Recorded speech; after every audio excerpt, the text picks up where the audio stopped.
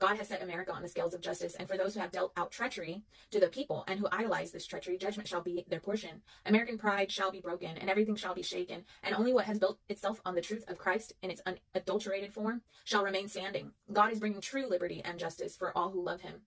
God is about to overturn and overthrow the money changers. New York will be shaken. America, you will be humbled. Their Lady Liberty will buckle, for she is a farce, and will not be able to deliver them on the day of God's judgment.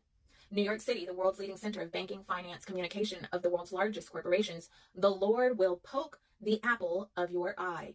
The wealth of the wicked is stored up for the righteous, and the wealth of the nation shall be delivered unto Zion in the coming days. For it is the time for the restoration of Zion, and I will cause a changing of the guards to precede my return. The Lord says to his people, keep my commandments and live, and my law as the apple of thine eye. The Lord says, proclaim liberty throughout the land to all its inhabitants. It shall be a jubilee for those who worship me in spirit and in truth. Their 4th of July declaration was a lie, a manipulation of God's people, but God's declaration of liberty will stand.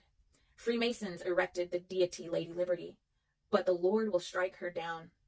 They worship the goddess Libertas because they are of the ancient bloodline from the offspring of the fallen ones in Genesis 6. They cloaked their evil in Christian values to cover the truth of them building their wealth on the backs of God's people, the natives, the Africans, and many immigrants. They used the love of God and his word to falsify a declaration of freedom, yet still the people were not free, and to this day are not free. It comes at no surprise when you understand that these Freemasons and Luciferians worship Lucifer, the light bearer, as their God. This is the God they worship, false light.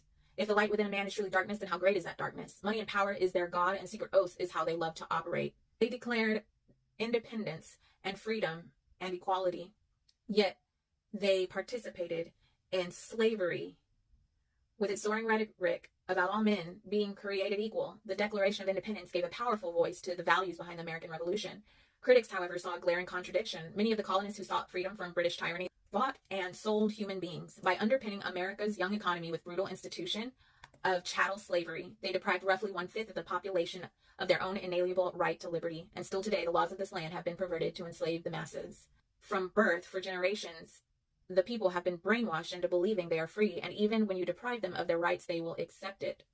As the World Economic Forum has said, you will own nothing and be happy. Look at the state of the American people today. Now it's not only minorities, but everyone is enslaved to the American dream. We are in massive debt, divided, immoral, overtaken, and invaded from within.